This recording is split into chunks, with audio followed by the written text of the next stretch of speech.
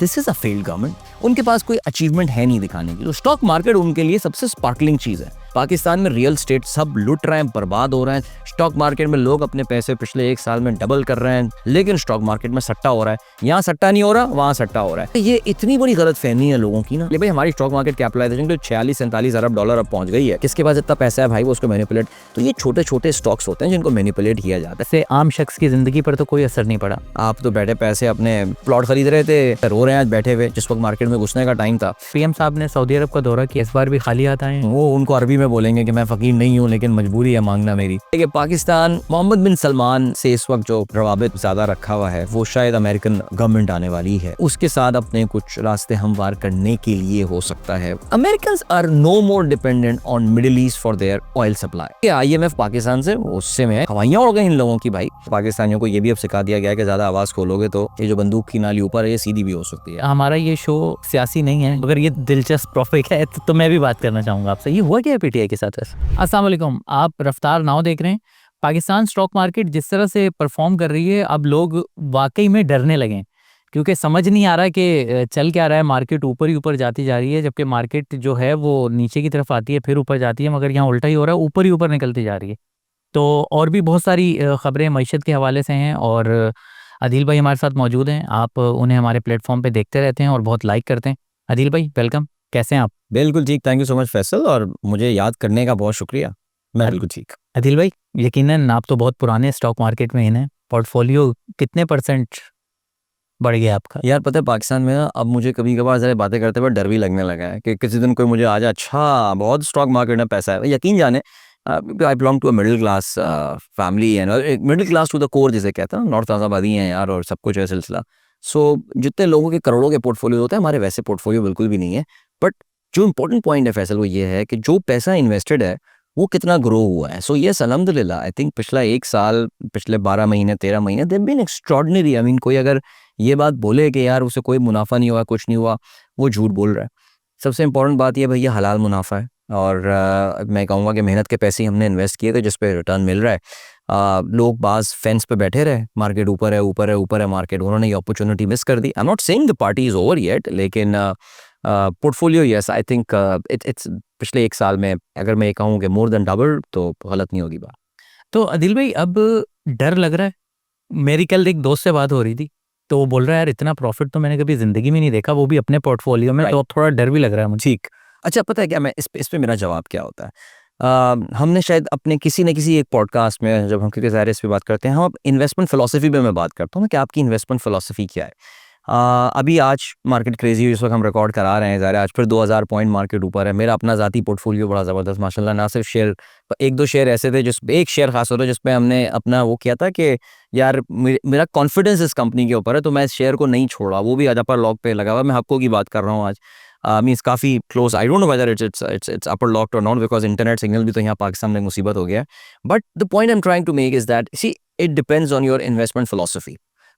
Market आज गिर जाए, कल से मार्केट गिरनी शुरू हो जाती है, करेक्शन फेज में चली जाती है, 10% डाउन होती है, कुछ भी होती है। ड्यू नो मेरा कॉन्फिडेंस किस बात पे होता है? मेरा कॉन्फिडेंस इस बात पे होता है कि मार्केट ने ये शेयर प्राइस ये लेवल टच कर लिया है, अब मार्केट दोबारा इस पे घूम के आएगा। फिर वही बात है, आ जाए अगले महीने आएगा, अगले साल आएगा, अगले 2 साल में, लेकिन मार्केट दोबारा 1,07,000 या 1,08,000 पॉइंट पे दोबारा आएगी। This is the way, it is the nature of the market यार, ये समझना पड़ेगा। हाँ, वो लोग जो कि ज़ाहिर डे ट्रेडिंग करते हैं और जो बड़ा शॉर्ट टर्म व्यू लेके चलते हैं मार्केट का, उनके लिए वाकई ये बड़ा इंपॉर्टेंट पॉइंट है कि किस वक्त मार्केट से एग्जिट लेना है उनको। उनके लिए ये इस वक्त बहुत बड़ा, देखिए 1 लाख रुपए बहुत सारे लोगों ने कहा था यार एग्जिट ले लो, मार्केट अब रिवर्स गियर लगेगी, कुछ होगी। ये बातें हम 50,000 पॉइंट से सुनते आ रहे हैं। आज मार्केट 1,08,000 पॉइंट पे बैठी हुई है। ये एक 8% का गेन हुआ है कुछ दिनों में। अगर आप इसको एनुअलाइज करेंगे तो आप अंदाजा कर सकते हैं कि हम कई 100% गेन की जो है बहुत बड़ा है रिटर्न की बात कर रहे हैं। सो देखो मार्केट में करेक्शन तो आनी है फैसल, लेकिन जो मेरी इन्वेस्टमेंट फिलॉसफी है वो मेरे लिए बड़ा एक, मैं कहूँगा, कुशन बिल्ड करती है। हमेशा गिर जाए मार्केट, मेरा पोर्टफोलियो 10% से श्रिंक हो जाए, मैं तो कहूँगा हो जाए, आई विल बाय मोर पर है। थोड़े बहुत छोटे मोटे पैसे, कुछ 1000 रुपए हर शेयर में लगा के उसको लोअर लेवल पे भी आके बाय कर लेंगे। लेकिन सवाल यही है कि अब इसका लोअर लेवल भी मार्केट का बहुत अच्छा लेवल, बहुत बढ़ गया है। बहुत सारे शेयर्स ऐसे हैं आपके जो कि शायद अब दोबारा आपको इस लेवल पे नजर ना आए जो आज से 5-6 महीने पहले तक थे। This is been an extraordinary ride, और मैं तो ये समझता हूँ कि अभी तो शायद फॉरेन इन्वेस्टर की नज़र भी नहीं पड़ी है इस मार्केट में। लेट्स बी वेरी ऑनेस्ट, आप अगर नंबर देखते हैं डेली जो लोकल पोजीशन होती है, ये लोकल इन्वेस्टर हैं, म्यूचुअल फंड्स हैं, इंश्योरेंस कंपनीज हैं, खुद I believe miss the party. क्यों? म्यूचुअल फंड के ज़्यादातर पैसे पिछले 3-4 साल में आपको पता है मनी मार्केट में लगे हुए थे। ये तो अब एक शिफ्टिंग आ रही है कि वो मनी मार्केट में जब 11-12-14% पे रिटर्न्स आए, तो अब लोग कह रहे हैं कि यार वेयर इज़ आवर मनी, और क्या हुआ? तो अब वो कह रहे हैं जी आप अब अगर आप क्या कोई सेल्स में जानने वाला है म्यूचुअल फंड में, तो वो रोज़ाना फ़ोन करके कौन सा फंड, स्टॉक फंड उठा लें, स्टॉक मार्केट फंड उठा लें। सो कोई मुझे ऐसी वजह नज़र नहीं आ रही कि करेक्शन आ जाए, लेकिन आ जाए तो कोई हर्ज नहीं होना चाहिए, because we are looking at the long term. Correction तो अदिल भाई हेल्दी भी होती है ना बोला वो तो अगर 2-3 हज़ार 4,000 इवन कि 5 जितनी मार्केट चली गई है, 5,000 तक करेक्शन एक नॉर्मल केस होगी। देखिए अब करेक्शन का जो जनरली हम लव इस्तेमाल करते हैं, वो जब 10,000 पॉइंट या सॉरी 10% जब मार्केट गिरती है तो उसको आमतौर से करेक्शन जो है वो कहा जाता है। सो हमारे लिए अब करेक्शन एक बड़ा अमाउंट है, तकरीबन कोई 10,800 या कोई 11,000 पॉइंट्स की हम जो है वो बात कर रहे हैं। क्योंकि मेन इंडेक्स को देखना चाहिए। आपका मेन इंडेक्स देखो इस वक्त कितना आपके पीक से मार्केट से इंडियन स्टॉक मार्केट में it was reaching the correction level, लेकिन अभी तक पहुंच नहीं पाया, बिकॉज वहां तकरीबन 85,000 पॉइंट से कोई 77,000 पॉइंट तक पहुंचा।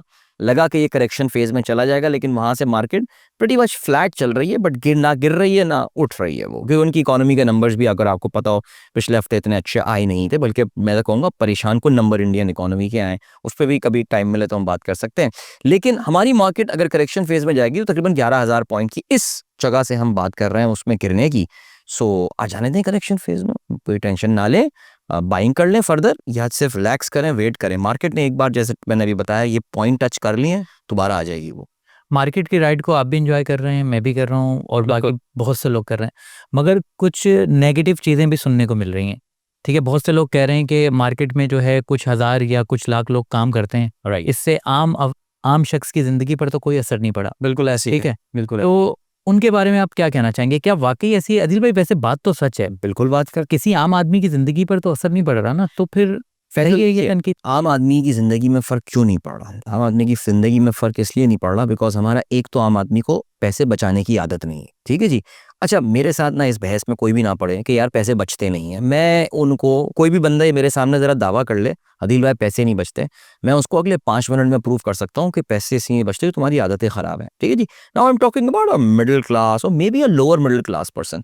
वो जो बेचारे बहुत ही ज़्यादा मैं कहूँगा कि पसमानदा तरीन तबका है, देखो मैं उनकी यहाँ बात नहीं कर रहा। मैं पाकिस्तान की अभी भी कोई 20-30%, 40% पॉपुलेशन की बात कर रहा हूँ, चलो 30% ले लेते हैं।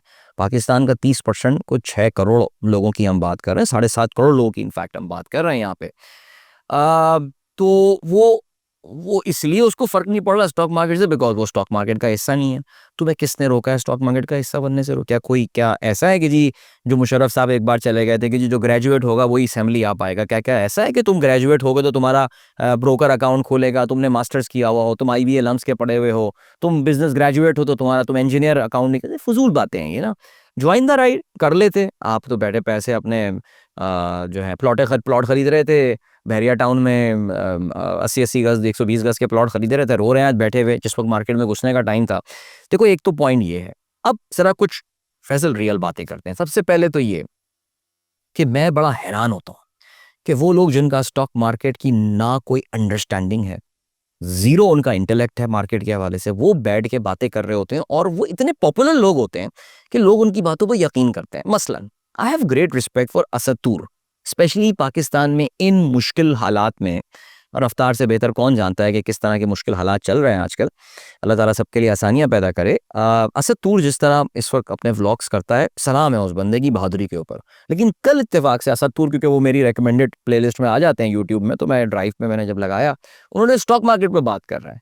उन्होंने कहा जी ये तो सट्टा चल रहा है स्टॉक मार्केट में, कोई 10,000 इन्वेस्टर होंगे, 20,000, ज़्यादा से ज़्यादा 1 लाख इन्वेस्टर होंगे। मैंने कहा यार माशाल्लाह भाई की रेंज भी चेक करें, 10,000 से स्टार्ट हो गए 1 लाख, जिस तरह हमारे वो खान साहब कालीन बेच रहे होते हैं कि 1 लाख से स्टार्ट करके 10,000 बेच के चले जाते हैं। भाई क्या बातें कर रहे हो तुम यार? फैसल आपको भी पता है, मुझे भी पता है कि ये नंबर 1 लाख का नहीं है, ये तकरीबन कोई 3.5 लाख के करीब का नंबर है। और जाहिर है हम तफसील में नहीं जा रहे कि जी सट्टा चल रहा है और ये चंद लोग बैठ के डिसाइड कर रहे हैं कि जी किस प्राइस को ऊपर जाना है और किस प्राइस को नीचे जाना है। अच्छा, ये इतनी बड़ी गलतफहमी है लोगों की ना। अच्छा देखिए, स्टॉक मार्केट में मैनिपुलेशन होती है, दुनिया भर की एयर मैनिपुलेशंस होती हैं। बिल्कुल सही। लेकिन ये मैनिपुलेशंस जो होती हैं ना, ये होती हैं जैसे हम चवन्नी शेयर कहते हैं, या जिसको हम पेनी स्टॉक्स कहते हैं, कॉसम वगैरह जी, उस पर सट्टा चल रहा है, उस पर सट्टा चल रहा है। कब आपने सुना आखिरी बार एग्रो फर्टिलाइजर पे सट्टा चल रहा है? क्या कोई आपको लगता है, चलो हो सकता है 3-4 ब्रोकर बैठ के एग्रो फर्टिलाइजर पे सट्टा खेल लें, शेयर प्राइस उसकी पंप करके ऊपर ले जाएं। पता नहीं कब हुआ, मुझे नहीं पता एग्रो पे कब सट्टा हुआ, मुझे तो याद नहीं है। लेकिन वो कंपनी इतनी स्ट्रांग है, इतनी हैवी वेटेज लिक्विडिटी चाहिए, उसको मैनिपुलेट करने के लिए बहुत लिक्विडिटी चाहिए। पूरी स्टॉक मार्केट को मैनिपुलेट करने के लिए, भाई हमारी स्टॉक मार्केट कैपिटलाइजेशन तो 46-47 अरब डॉलर अब पहुंच गई है। किसके पास इतना पैसा है भाई वो उसको मैनिपुलेट? तो ये छोटे छोटे स्टॉक्स होते हैं जिनको मैनिपुलेट किया जाता है, बड़ी बड़ी कंपनियों को आप मैनिपुलेट नहीं कर सकते। ये बात समझने की है लोगों को। याद है हमने अपने पिछले प्रोग्राम में ये बात की थी कि our stock market lacks a story, उसकी कोई एक स्टोरी नहीं है। शायद हमने लास्ट पॉडकास्ट में ये बात की थी। पाकिस्तान में रियल एस्टेट की स्टोरी बड़ी जबरदस्त है। सब लुट रहे हैं, बर्बाद हो रहे हैं, तबाह हो रहे हैं, सड़कों पे आ रहे हैं, लेकिन जी पैसा मैं अपना रियल एस्टेट में लगाऊंगा। स्टॉक मार्केट में लोग अपने पैसे पिछले 1 साल में डबल कर रहे हैं, 2.5 टाइम्स कर रहे हैं, सब कुछ कर रहे हैं, लेकिन स्टॉक मार्केट में सट्टा हो रहा है। यहाँ सट्टा नहीं हो रहा, वहां सट्टा हो रहा है। तो ये हाफिज नईम कल बात कर रहे थे। अच्छा, अरे भाई मैंने सुना नहीं क्या? जी हाफिज नईम का मेरे पास, मैं आपको वो भेजता हूँ, वो जो स्क्रीनशॉट्स आते हैं कि जी सट्टा चल रहा है स्टॉक मार्केट में और ये सारी चीजें हो रही हैं। अच्छा, अब Faisal, who are these people talking about this? मैंने देखा पीटीआई के लोग जो हैं इस वक्त वो बहुत बोल रहे हैं मार्केट में सट्टा चल रहा है, ये सब हो रहा है। इस वक्त जो हुकूमत के खिलाफ है वो इसकी बात कर रहा है। असद तूर, हमें पता है इस वक्त जो हमारे मीडिया में थोड़ी बहुत लोग ही बचे हैं जो कि इस वक्त इस निज़ाम के खिलाफ थोड़ी आवाज़ उठा रहे हैं। ब्रेव जर्नलिस्ट हैं, बिल्कुल जी। स्टॉक मार्केट में सट्टा है, ठीक है जी। आज मैं बल्कि ट्विटर पे वो क्लिप भी आया हुआ था कि असद तूर ने स्टॉक मार्केट की तेज़ी को क्या उसके चीर फाड़ कर दिया, उसका चीथड़े उड़ा दी। मैंने कहा भाई कौन है असद तूर? कौन सा स्टॉक मार्केट एनालिस्ट है? कौन सा इकोनॉमिस्ट है? ही is a great journalist, no doubt about that. Field reporter है ना, ठीक है। उस पर फिर जाहिर है मैं सोचा कमेंट करूं, बट मैं क्या करूं, बिकॉज वो इतना वीक आर्गुमेंट। हाफिज नईम साहब कहते हैं जी सट्टा हो रहा है एंड ऑल। हाफिज नईम इससे पहले तो आज तक कभी उन्होंने स्टॉक मार्केट में बात नहीं की। उन्होंने कौन सा स्टॉक मार्केट सीख ली पिछले चंद दिनों में? तो यार द इशू इज दैट हो क्या रहा है, हमारी गवर्नमेंट जो है उसके पास कोई ज्यादा कामयाबियां बताने की तो चीजें हैं नहीं। This is a failed government, this is an extremely unpopular government, ये मानने वाली बात है। हम मीडिया पे जितना है जो भी चेहरा उड़ा दें, कोई भी नकाब उड़ा दें, उसको सड़क पे चलते हुए इंसान से ज़रा आप पूछ लें। मैं कराची की बात नहीं कर रहा, हम लाहौर जाएं, इस्लामाबाद जाएं, केपी तो खैर नहीं भेजता मैं, आपको तो पता है वहाँ पे तो मिजाजी लोगों का डिफरेंट है।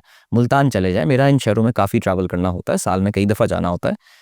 the verdict on the street is that please इस गवर्नमेंट से जान छुड़ाओ हमारी यार, तबाह हो गए हम लोग।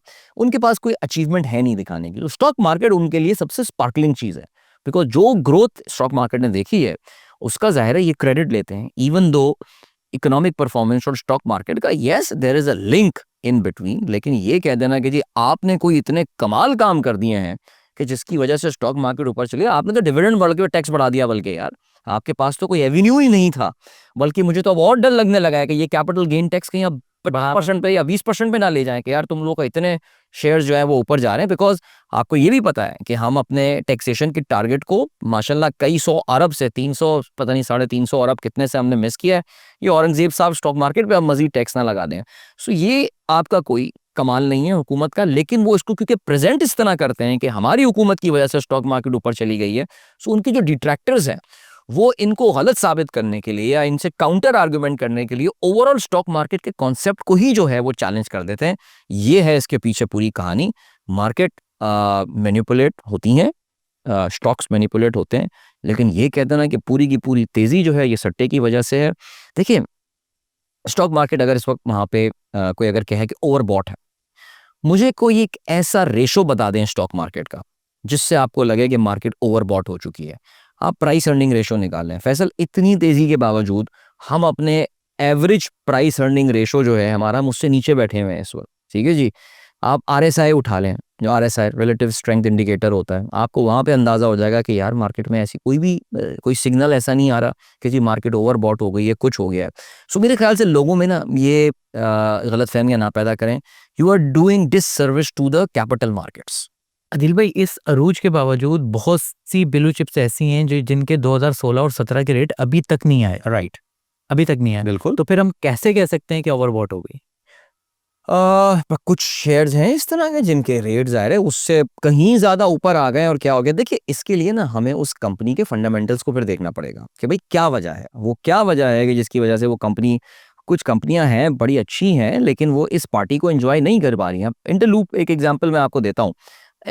I think one of the best managed carbon companies in Pakistan, उनके क्लाइंट्स दुनिया के टॉप अपैरल मेकर जो हैं वो उनके लिए मोजे बनाते हैं, एक्सपेंशन कर रहे हैं, सब कुछ कर रहे हैं, बट इंटरलूप वो पार्टी इंजॉय नहीं कर पाया because of the numbers. I mean challenge है और मुसद्दिक साहब ट्वीट भी करते रहते हैं और अपनी कंपनी की पूरी पोजीशन सामने रखते हैं। So the company is going through challenges. बाकी ब्लू चिप कंपनीज जो हैं यानी जो हमारी वैल्यूएबल कंपनीज हैं उसमें डेफिनेटली उनके पीछे कोई ना कोई वजह होगी कि उनका शेयर प्राइस जो है वो ऊपर नहीं गया है। हमें कंपनी टू कंपनीज को देखना पड़ेगा। बट देन फिर वही बात है कि 5 या 6 कंपनीज अगर नहीं पहुंच पाई तो कोई 70-80 कंपनियां इस वक्त अपने पिछले साल के ऑल टाइम हाई से कोई 30-20% ऊपर खड़ी हुई हैं।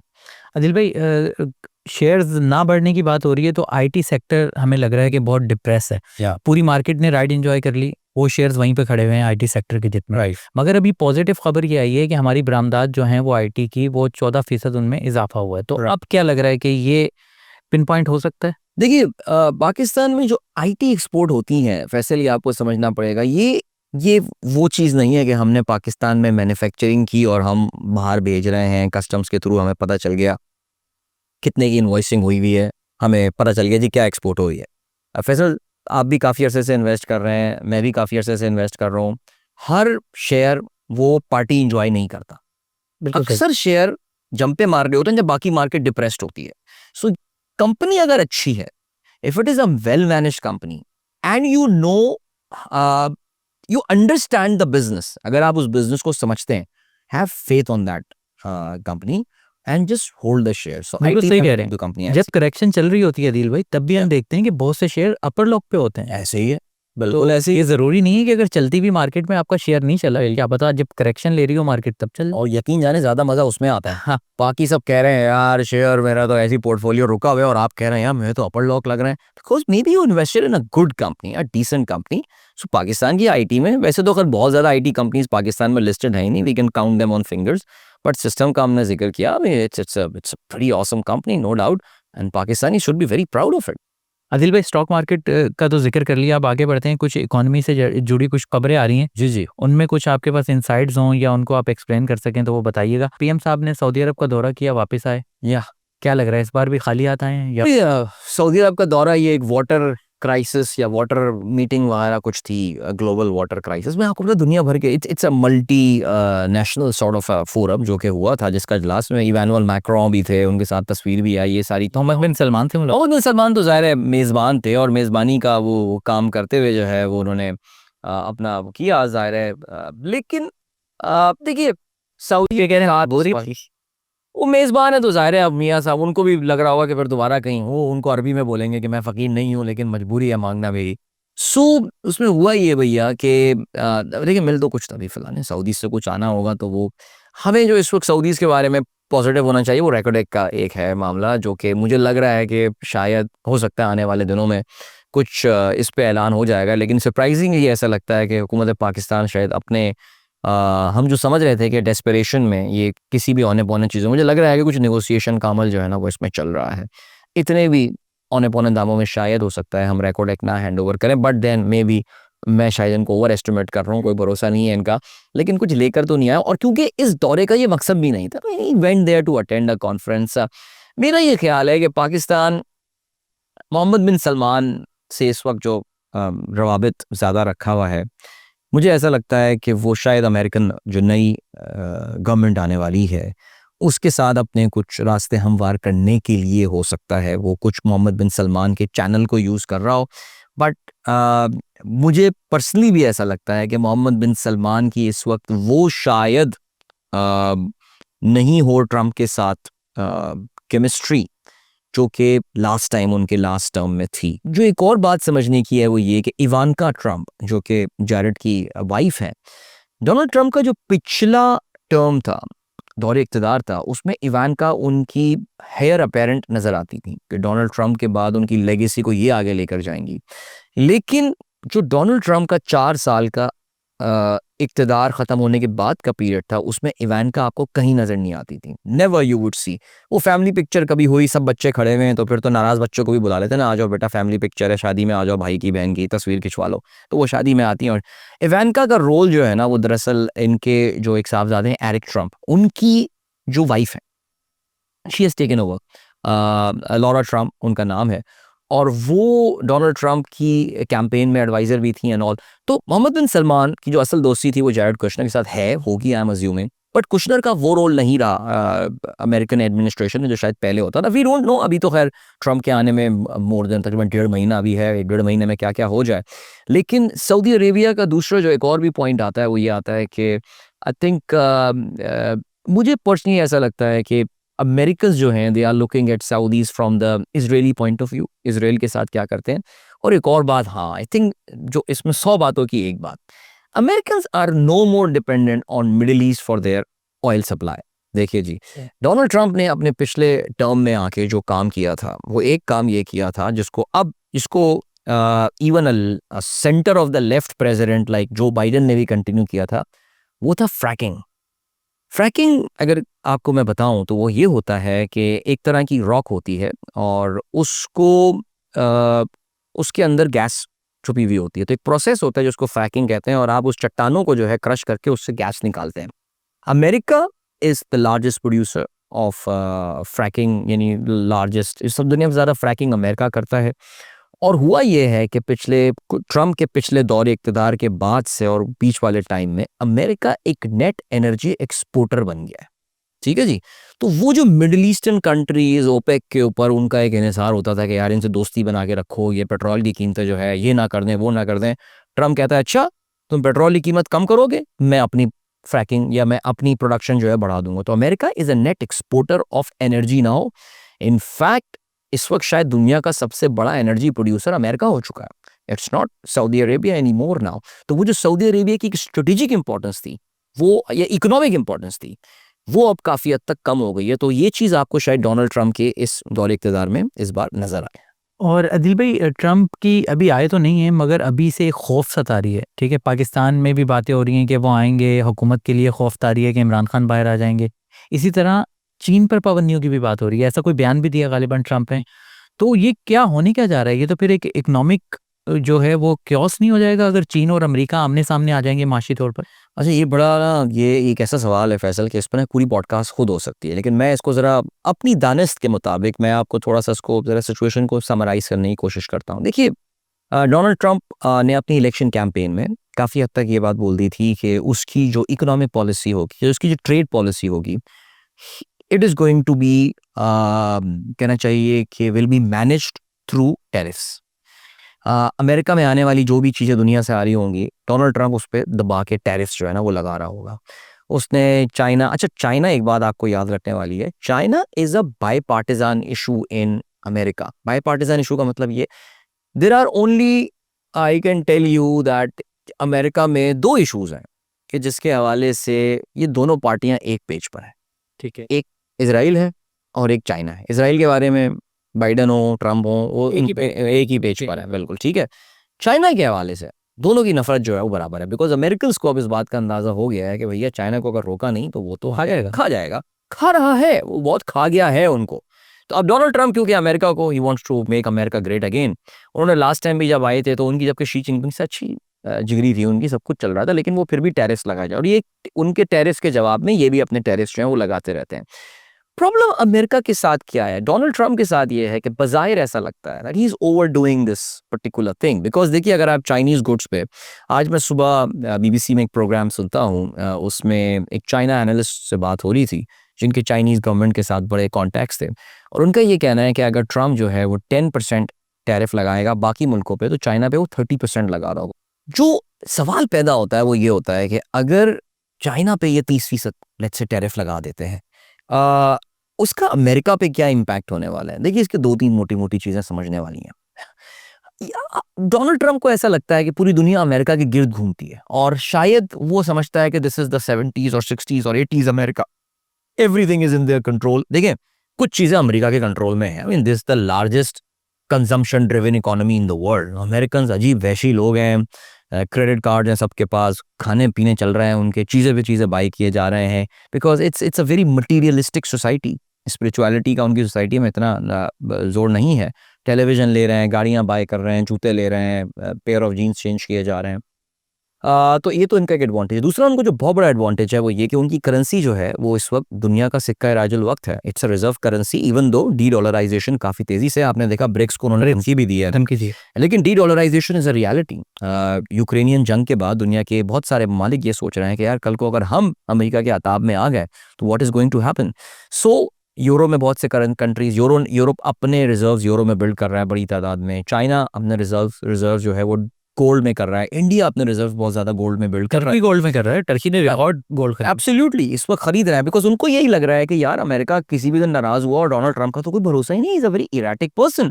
सो इस वजह से अमेरिकन को ये एडवांटेजेस हासिल हैं। बहरहाल कहीं ऐसा तो नहीं है कि डोनाल्ड ट्रंप अपना ये कार्ड ओवर प्ले कर रहा, ठीक है, बिकॉज सी अगर कोई समझ रहा है कि चाइना ने कोई हल्की गेम खेली है तो ये इनकी बहुत बड़ी बेवकूफ़ी है। देखिए कुछ इंडस्ट्रीज ऐसी हैं जिसमें अमेरिकन को भी ये पता है कि चाइना उनको शिकस्त दे चुका है। सबसे इंपॉर्टेंट इलेक्ट्रिक व्हीकल्स, कोई मुकाबला नहीं है चाइना के साथ इस वक्त किसी का, खा गए हैं वो पूरी दुनिया की मार्केट को। फॉक्सवैगन वगैरह ये सब तबाह हो गए, ये देखें ना, टेस्ला को पिछले साल पीछे छोड़ दिया था, इस साल BYD ने फोर्ड मोटर कंपनी को इस क्वार्टर में पीछे छोड़ दिया है। चाइना के पास जो ट्रम्प कार्ड है ना, वो जो समझने की बात है वो है रेयर अर्थ मेटल्स। अगर कोई डोनाल्ड ट्रंप समझ रहा है कि जी परसों से मैं अमेरिका में रिफाइन करना शुरू कर दूंगा, ये उसकी बेवकूफ़ी है। तो चाइना के पास भी वो कार्ड्स हैं जो कि वो खेल सकता है। चाइना ने ऑलरेडी चिप टेक्नोलॉजी में बहुत सारी चीज़ें हैं, अमेरिका में उन्होंने कह दी जो तुम हम पे बैन लगाओगे हम तुम्हें ये चिप टेक्नोलॉजी देना बंद कर देंगे। मेरा ये ख्याल है कि कहीं ना कहीं दरमियान में आके बात जो है ना वो रुकेगी। डोनाल्ड ट्रंप सिर्फ आर्म ट्विस्टिंग के लिए इस्तेमाल कर रहा है। आपको पता है कि उसने जस्टिन ट्रूडो को भी धमकी दी, जस्टिन ट्रूडो अगले दिन भाग के मारा लागो पहुंच गया। उसके पीछे रीज़न भी आपको पता है। इस साल तकरीबन 2 लाख लोग कनाडा से इलीगल आए हैं, जिसमें 44,000 इंडियंस शामिल हैं। बाय द वे जो लोग समझते हैं इंडिया बड़ा, जी जी जी लोग समझ रहे हैं इंडिया बड़ा ग्रो कर रहा है, सब कुछ हो रहा है। 2 साल पहले 17,000 इंडियंस थे जो कि कनाडा से, क्योंकि कनाडा तो इंडियंस को भर रहा है ना, अपने तबाह कर दिया उन्होंने इंडियंस को। सिख बहुत हैं सर वहाँ। सिख के अलावा अब तो भाई एक ज़माने में सिख वाकई बहुत थे। ब्रैम्पटन एक टाउन है वहाँ, वो तो पूरा सिख ही है। लेकिन अब तो इन्होंने इस तरह बुरा हाल कर दिया कि आप किचनर, छोटे छोटे शहर जो कि सबर्बन टाउन्स हुआ करते थे, वहाँ पे भी अब इतने इंडियंस हो गए हैं। And they have massively drained, बड़ा ड्रेन साबित हो रही है immigration. It's a failed policy Trudeau की। उसमें से बहुत सारे लोग कनाडा तो पहुंच जाते हैं, अब वो अमेरिका आना चाह रहे हैं। It's a huge border between the two countries. So वो अब वहां पर आ रहे हैं, तो उस पर ट्रंप ने बोला है कि अब बस बहुत हो गया, अब तुम अपने पास रोकोगे, मैं इन बंदों को नहीं पकड़ूंगा। तो उसके लिए वो सुना है जी ट्रंप ट्रूडो को अग्री कर गया, बिकॉज ट्रूडो ने अपनी भी अब इमिग्रेशन पॉलिसी कनाडा काफी टाइटन अप कर रहा है। सो उसकी देखिए, क्योंकि कनाडा की डिपेंडेंस बहुत है ना, 450 अरब डॉलर की एक्सपोर्ट करता है कनाडा अमेरिका को, वो उस पर टैरिफ लगा देगा तो कनाडा की जो एक हिली हुई इकोनॉमी है, सो बड़ी मुश्किल में कैनेडियन इकोनॉमी वो और तबाह हाल हो जाएगी। सो ट्रंप कुछ जगहों पे तो उसकी आर्म ट्विस्टिंग टेक्निक्स चलेंगी, बट चाइना के मामले में मुझे ज़ाती तौर से नहीं लगता कि ये बहुत ज़्यादा कोई नुकसान पहुंचा पाएंगे। कुछ कंट्रीज को इसमें अपॉर्चुनिटीज़ भी निकलेंगी। व्हाट इफ चाइनीज़ गारमेंट्स पे पाबंदी लगा दी उन्होंने, that's an opportunity for us because that's the only industry where we can compete in. कोई और चाइनीज़ एग्री प्रोडक्ट पे उन्होंने, एग्रीकल्चरल प्रोडक्ट पे उन्होंने पाबंदी लगा दी। पाकिस्तान के पास एक अपॉर्चुनिटी है, हमारा इंडस्ट्रियलिस्ट देख रहा हो, वो एक अलग बात है।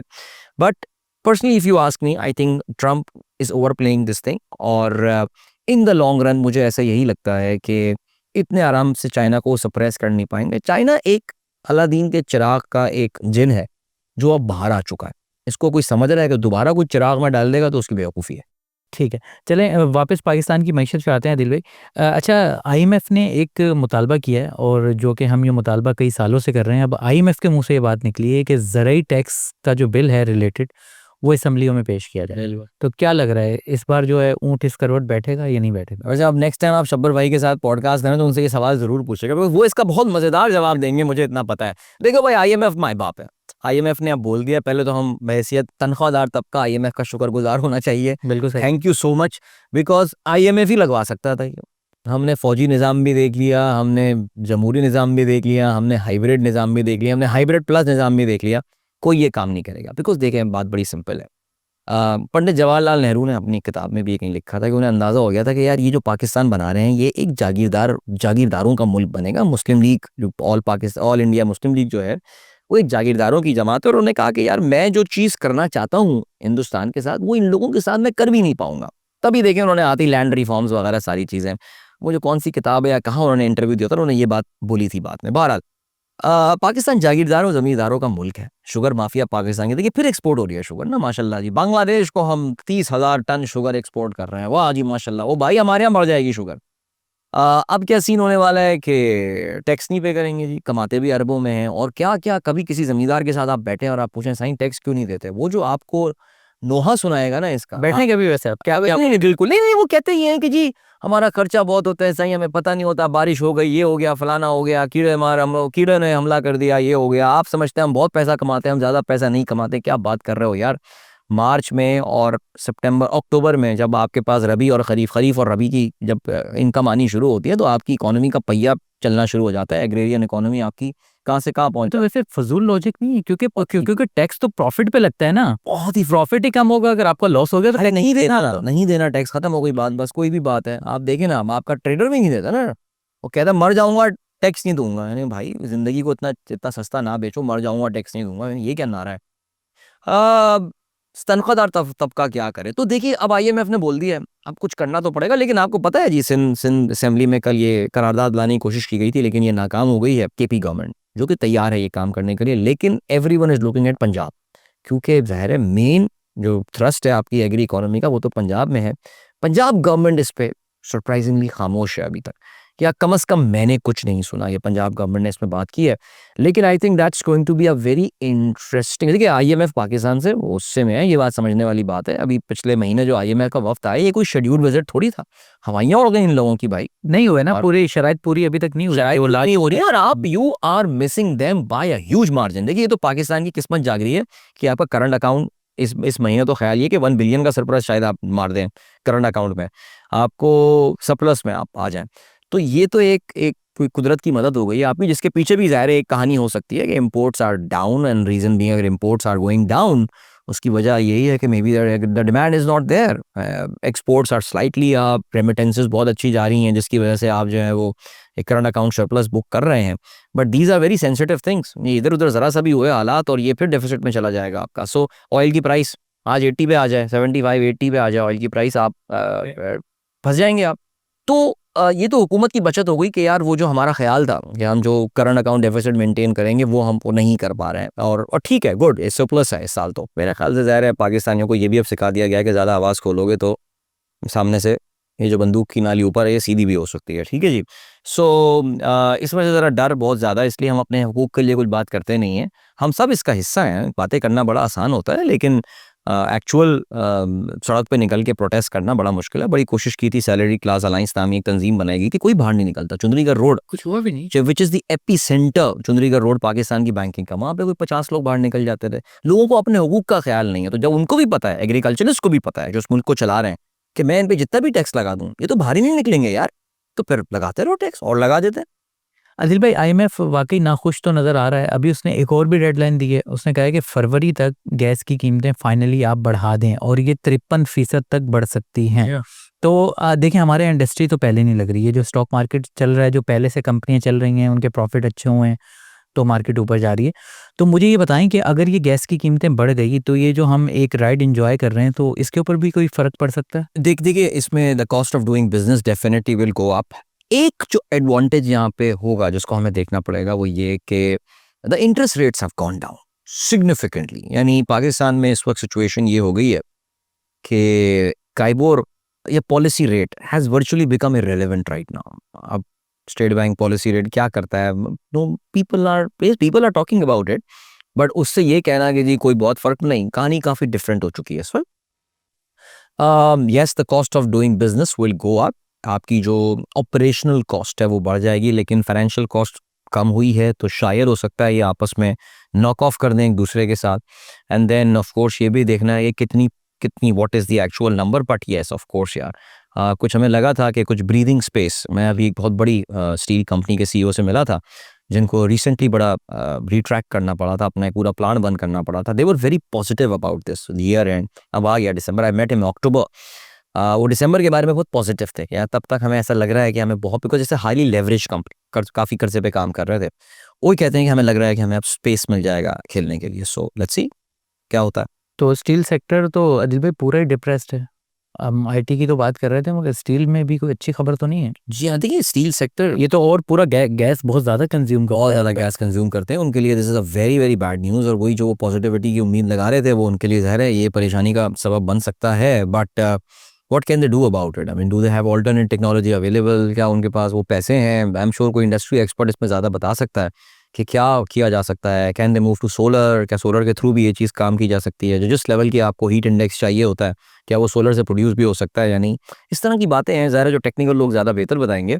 लेकिन definitely not a good news यार। यूटिलिटी कीमतें जब भी बढ़ेंगी, नुकसान तो हमारा होगा। और आईएमएफ का जो इशू है वो यही है कि आईएमएफ क्या कहता है? आईएमएफ ये बोलता है यार तुम्हारे 2 रुपए का खर्चा है और तुम्हारा जो है ना वो 1 रुपए की इनकम है, अब इस 1 रुपए को मुझे पूरा करके दिखाओ। तो हम तो क्योंकि नहीं करते, तो आईएमएफ आपको फिर प्लान बना के देता है, अच्छा तुम ये करो, ये करो, ये करो, यहाँ से तुम्हारे पास रूम निकलेगा। अब हुकूमत बोल दे कि यार ये ऐसा करें, हम इसको 53% नहीं करते, इसको हम 20% कर देते हैं, और मैं आपको बाकी जो डिफरेंशियल है वो यहाँ से पूरा करके दिखा दूंगा, तो हो सकता है आईएमएफ शायद मान जाए। लेकिन दिस इज ये आईएमएफ के तेवर बहुत बदले हुए हैं अब यार। ये वाला आईएमएफ नहीं है जब इसहाक डार साहब को वो पे डिविएशंस दिया करते थे 2014 से, 2014 वाले प्रोग्राम से 2013 से लेके 2018 तक जो उनकी हुकूमत थी, उसमें आप मोहम्मद जुबैर साहब को आप सुने, वो आपको ये बात बताएंगे कि आईएमएफ इतनी डिविएशंस दिया करता था कि हम भी हैरान रह जाया करते थे कि यार ये तो बड़ी इंपॉर्टेंट चीज़ थी। बल्कि वो अक्सर मैंने उनके मुँह से शायद ये भी सुना है कि बात चीज़ें हम चाहते थे कि आईएमएफ हमसे करवाए, लेकिन वो कहते थे नहीं छोड़े रहने दें, ये मुश्किल काम है। अब आईएमएफ काफ़ी बदल गया है, और मेरे ख्याल से आई थिंक उनकी भी पाकिस्तान से थोड़ी सी अब बस हो गई है, हटी हुई है। It has to do a lot with the politics as well, geopolitics भी इसमें काफ़ी इंपॉर्टेंट चीज़ है। अभी देखिए ट्रम्प साहब का पाकिस्तान के बारे में क्या ओपिनियन होगा, we don't know about it yet, because अभी पाकिस्तान के हवाले से अब 1 महीना उनको आज इलेक्शन जीते हुए हो गया है, पाकिस्तान के हवाले से बिल्कुल खामोशी है। कुछ कहते ये हैं कि मोमेंटम ज़रूर बन रहा है, कुछ बातें हो रही हैं ऐवानों में। इस्लामाबाद का जो वाक़या हुआ है, अगर कोई समझ रहा है कि इसकी गूंज जो है वो आनी बंद हो जाएगी, तो नहीं, ये वो वाला नहीं है। ये वो डॉक्टर डैंग का 10 थप्पड़ की गूंज, remember that scene from that Indian movie, इसकी गूंज अभी सुनाई दी जाएगी। क्योंकि हमारा ये शो सियासी नहीं है, मगर ये दिलचस्प टॉपिक है, तो मैं भी बात करना चाहूँगा आपसे। ये हुआ क्या है पीटीआई के साथ ऐसा? देखिए ये एक शतरंज का गेम है फैसल। इसमें ज़ाहिर है कोई एस्टेब्लिशमेंट की तरफ से गेम खेल रहा है, हाथ पांव बांध के पीटीआई को भी बांधा हुआ है और कहा है कि हमारे साथ इस गेम का हिस्सा बनो। ज़ाहिर है जहाँ पे शायद आप ये भी कह सकते हैं कि सामने वाले के आपने पानी भी नहीं दे रहा है, उसको खुराक भी उसको आप सिर्फ बराए नाम दे रहे हैं, ये बस तुम्हें ज़िंदा रखा जाए। लेकिन जो कुछ किया गया है, ज़ाहिर है देखिए आज 5 दिसंबर है, आज हम जब रिकॉर्ड कर रहे हैं बाय द वे ये प्रोग्राम, आज के दिन की बड़ी ख़ास बात है। और वो ख़ास बात ये थी कि पिछले साल यही वो दिन था जब इमरान खान साहब पहली बार मीडिया से आके उन्होंने बात की थी अपनी अरेस्ट के बाद। ठीक है, 4 महीने तक बिल्कुल खामोशी थी। अब इमरान खान ने आके मीडिया से पहली बार बात की, और मीडिया ने जो चीज़ रिपोर्ट की थी वो एक बड़ी हैरानकुन चीज़ थी कि ये तो 5 अगस्त वाले इमरान खान जो था उससे ज़्यादा सख्त और डिटर्मिन्ड इमरान खान है। भाई वो मोहम्मद मालिक ने रिसेंटली ये बात बोली थी ना कि 2 या 3 महीने की बात होती है, या तो जेल आपको खा जाता है या आप जेल को खा जाते हैं। इमरान खान जेल को खा चुका है, ठीक है जी। अब ये इनके ये सोच रहे थे कि जी हम दबा देंगे, पार्टी कॉम्प्रोमाइज़ कर लेंगे, 3 साल इमरान खान हमको दे देगा, घर बैठ जाएगा ताहिरुल कादरी की तरह कनाडा में अपने वो चोगे पहने हुए और वो मोरक्कन जो है वो टोपियाँ पहने हुए, साफ़े पहने हुए तस्वीरें खिंचवाते रहेंगे इमरान खान भी। वैसा हुआ नहीं, ये तो बंदा मानने को तैयार ही नहीं है। तो ज़ाहिर है रियासत का भी अब अपना एक तरीका होता है चलाने का। बिलावल भुट्टो जैसा सो कॉल्ड बेनज़ीर भुट्टो, पता नहीं उनको बड़ा जमहूरी लीडर माना जाता है, उनके साहबजादे जो हैं वो कहते हैं कि जी माना जाता है, कौन मानता है? भाई मानते हैं लोग यार। मैं तो बल्कि बड़ा हैरान होता हूँ, मैं कहता हूँ हर वो पता नहीं, वो शायद कभी कराची में रहे नहीं है। भाई मुझे नहीं पता पीपल्स पार्टी को कौन जमहूरी जमात लोग कहते हैं, और अब तो मेरे ख्याल से जो शायद थोड़े बहुत उसके जमहूरी क्रेडेंशियल्स भी होंगे वो ख़त्म हो गए। भाई पिंडी, इस्लामाबाद, लाहौर, फैसलाबाद, पेशावर में बैठ के गिलगित बल्तिस्तान, वहाँ भी पॉपुलर पीपल्स पार्टी रही है, अभी भी है शायद, वहाँ पे बैठ के जब पीपल्स पार्टी जमहूरी लगती है। कराची में जो रहने वाले लोग हैं उन्हें कहाँ से पीपी जमहूरी लगती है? वो भुगत रहे ना। अब तो भुगत रहे हैं, ज़ाहिर है इनको रोज़ाना भुगतते हैं, और बस क्या बताएं, बहरहाल सब्र कर रहे हैं। लेकिन एनीवे कमिंग बैक यार, PTI is going through a leadership crisis. और हाँ, जो वो शतरंज की चाल की मैं बात कर रहा था, वो जो चाल थी कि पीटीआई में जितने केपेबल लोग थे, इन सबको मंजर से बाहर कर दो। इमरान खान जेल में गए, Shah Mahmood Qureshi had the capability, ये कर दिया। मुराद सईद को बड़ा एक फाइटर माना जाता था, उसको भी बाहर कर दिया आपने सीन से। हमाद अजहर और ये सब बिल्कुल गेम से ऑफ हो चुके हैं। किन किन को आगे लाए आप देखें जी, बैरिस्टर गौहर, इन पे कोई एफआईआर नहीं करती, देखा आपने? नहीं कोई एफआईआर नहीं करती। जी वो है, he is the face of PTI right now. Gandapur के हवाले से उनके ऊपर भी बहुत सवाल हैं, बहुत शुजीदा हैं। पीटीआई के अपने कारकुनान को है। मेरे ख्याल से आई थिंक देव लॉस्ट। पहले सियासी हो जाएगा, ज़्यादा सियासी हो जाएगा। बट हाँ, बट मेरा ये ख्याल है that I think the party is under leadership crisis. मैं पार्टी जैसे एमक्यूएम के बारे में आप बोलेंगे ना, party is under crisis because जिस दिन सपोर्टर पार्टी छोड़ता है, वो पार्टी के लिए मौत होती है। पीटीआई का सपोर्टर अभी तक नहीं छोड़ रहा उसको। लेट्स सी, देखते हैं क्या होता है। अदिल भाई, लास्ट क्वेश्चन है, मुझे ये बताएं कि अभी आईपीपी से मुआहदे चल रहे हैं और काफ़ी मीटिंग्स हो रही हैं, काफ़ी खबरें भी आ रही हैं। अब सुने कि फाइनली खबर आ रही है कि 17 आईपीपी से कोई मुआहदा हुआ है और वो मुआहदा है हाइब्रिड टेक एंड पे। ये क्या है यार? ये हाइब्रिड टेक एंड पे, ये एक नई टर्मिनोलॉजी हमारे यहाँ आ गई है। We don't know honestly. देखिए, मैंने ये जब खबर आई तो प्रॉफिट पे भी मैंने पढ़ी, बिजनेस रिकॉर्डर मैंने पढ़ी। आई थिंक शहबाज राणा ने शायद ट्रिब्यून में इसको कवर किया है, नहीं किया मुझे नहीं पता। We don't have the details right now कि स्पेसिफिक इसमें होने क्या वाला है। बाय द वे, आपकी हबको भी है इस लिस्ट में। इसमें हबको भी है लिस्ट में। मेरे को देखिए, हबको का जो आपने ऐसे बोला, आपके जैसे मैं हबीबुल्ला साहब का मैं कोई भतीजा भांजा लगता हूँ, आई वुडंट माइंड, बट फिर भी नहीं, अब बिना हबको शेयर होल्डर, और हमारी शायद पहले भी बात हो चुकी है कि मैं पॉजिटिव हूँ उस कंपनी के बारे में, and this positivity is paying off right now. Thank you so much. Hubco का कोई एक प्लांट तो है नहीं, आपको पता है। हबको पाकिस्तान का सबसे बड़ा प्राइवेट पावर प्रोड्यूसर है। सो कोई भी पॉलिसी, कोई भी चेंज आएगा, Hubco will be affected by it. They would be the beneficiary, या वो उसके जो है वो नुकसान उठाने वाला। मुझे वैसे पॉजिटिव लग रही है, क्योंकि अगर कल की खबर है या आज की खबर है तो शेयर तो माशाल्लाह लॉक पर है। The important point Faisal is uncertainty खत्म हो। किसी भी स्टॉक मार्केट स्ट्रगल ही करती है जब अनसर्टेनिटी। जैसे फ्रेंच स्टॉक मार्केट, फ्रांस में गवर्नमेंट गिर गई, ये अनसर्टन है। साउथ कोरिया मार्शल लॉ लगा दिया, प्रेसिडेंट ने बैठे बैठे मार्शल लॉ लगा दिया वहाँ पे। मार्केट इस वक्त बहुत ज़्यादा तो नहीं गिरी, लेकिन कंफ्यूज्ड है कि यार क्या होगा आगे। एक बार ये मामले तय कर लें आईपीपी के ना, आर या पार कर लें, ये जो जराए से खबरें आती हैं ना, ये चीज़ों को डुबवाती हैं। सो अब ये हाइब्रिड टेक एंड पे मॉडल जो ये लेकर आ रहे हैं, अब इसके 3-4 ज़ाहिर मोटे मोटे इंडेक्सेशन में शायद कुछ फ़र्क कर दें। वो क्या ज़ाहिर वो रुपी डिनोमिनेटेड तो ज़ाहिर होंगे ही होंगे। और दाऊद खान साहब के दौर में भी काफ़ी काम हुआ था इस पे, इसकी इनको इंडेक्सेशन को चेंज करने के लिए।